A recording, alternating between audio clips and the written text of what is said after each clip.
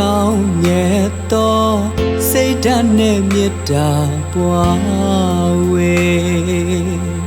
အနန္တတတဝဝိနေယတွေ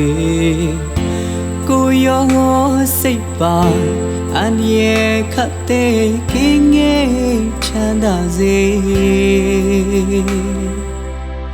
အယရှင်မြတ်နာမင်္ဂလာပြည့်မောင်အမြဲရောက်ပါစေ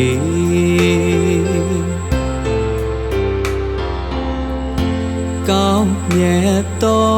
စိတ်ဓာတ်နဲ့မေတ္တာပွားဝေ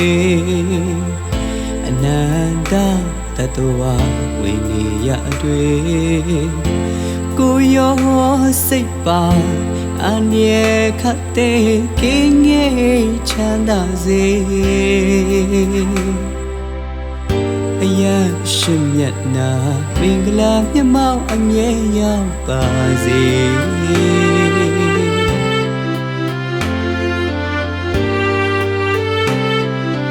ချမ်းမြေပါစေ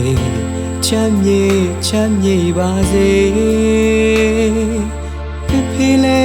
ချမ်းမြေပါစေမေလဲချမ်းမြေပါစေတာသမီလဲချမ်းမြေပါစေ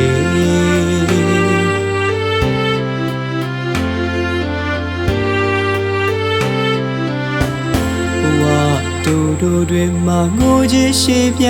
ကေဝေကလေးနာကေတော့ပန်းလဲလမ်းပါစေ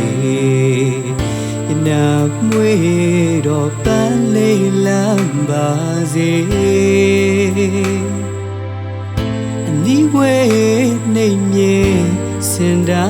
င်းတင်တယ်လေ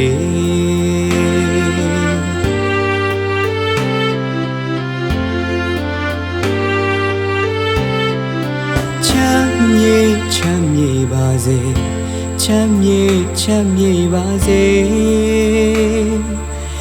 ဖေလဲချမ်းမြေပါစေမေလဲချမ်းမြေပါစေ